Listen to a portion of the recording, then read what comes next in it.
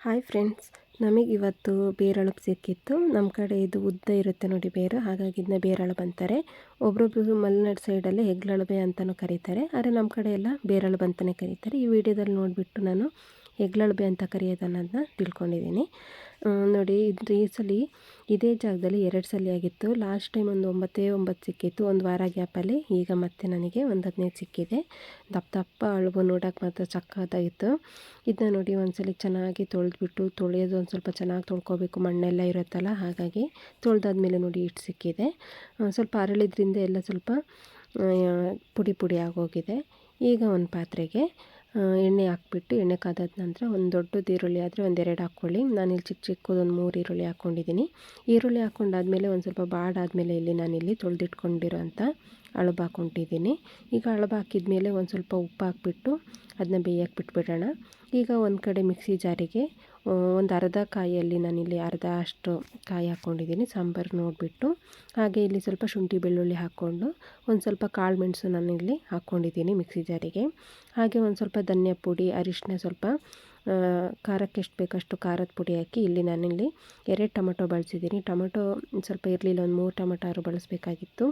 ಇಲ್ದೇ ಇರೋ ಕಾರಣ ಒಂದು 2 ಟೊಮೊಟೊ ನಾನಿಲ್ಲಿ ಬಳಸ್ಕೊಂಡಿದ್ದೀನಿ. ನೀವು ಬೇಕಾದರೆ ಸಾಂಬಾರು ಸೊಪ್ಪು ಮತ್ತು ಕರಿಬೇವಿನ ಸೊಪ್ಪು ಬೇಕಾದ್ರೆ ಒಂದು ಸ್ವಲ್ಪ ನೀವು ಹಾಕೋಬೋದು.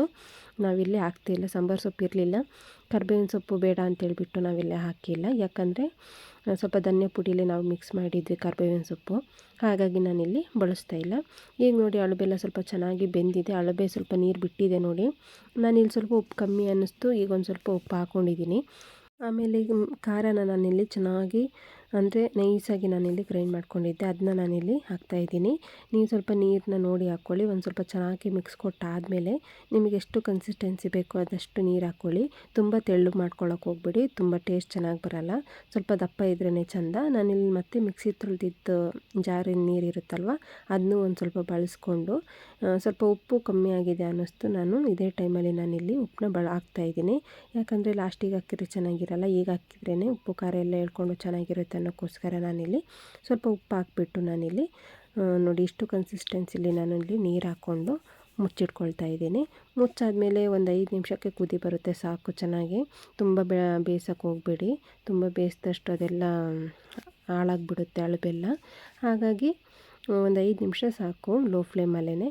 ನಾನು ನೋಡಿ ಫೈನಲಾಗಿ ತೋರಿಸ್ತಾ ಇದ್ದೀನಿ ಎಷ್ಟು ಚೆನ್ನಾಗಿ ಬಂದಿದೆ ಸಾಂಬಾರು ಅಂತೇಳಿ. ಕನ್ಸಿಸ್ಟೆನ್ಸಿ ಸಾಕು, ತುಂಬ ತೆಳ್ಳಗೆ ಮಾಡೋಕೆ ಹೋಗ್ಬಿಡಿ. ಇದು ಸ್ವಲ್ಪ ತಣ್ಣಗಾದ್ಮೇಲೆ ಇನ್ನೂ ಒಂದು ಸ್ವಲ್ಪ ಗಟ್ಟಿ ಆಗುತ್ತೆ ನೋಡಿ.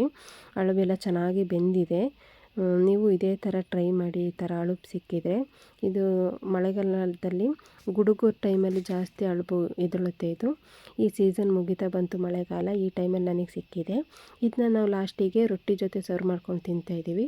ರೊಟ್ಟಿ ಜೊತೆ ಮತ್ತು ಸೂಪರ್ ಕಾಂಬಿನೇಷನ್ ಆಗಿರುತ್ತೆ. ಹಾಗೆ ಮನೇಲಿ ಫಿಶ್ ಫ್ರೈ ಮಾಡಿದ್ವಿ, ಅದ್ರ ಜೊತೆ ನಾವು ಸರ್ವ್ ಮಾಡ್ಕೊಂಡು ತಿಂತಾಯಿದ್ದೀವಿ. ಈ ವಿಡಿಯೋ ಏನಾದರೂ ನಿಮಗೆ ಇಷ್ಟ ಆಗಿದ್ದರೆ ಪ್ಲೀಸ್ ಲೈಕ್, ಶೇರ್ ಹಾಗೆ ಕಮೆಂಟ್ ಮಾಡಿ ತಿಳಿಸಿ. ಹಾಗೆ ನಮ್ಮ ಚಾನಲ್ಗೆ ಸಪೋರ್ಟ್ ಮಾಡಿ. Thank you for watching.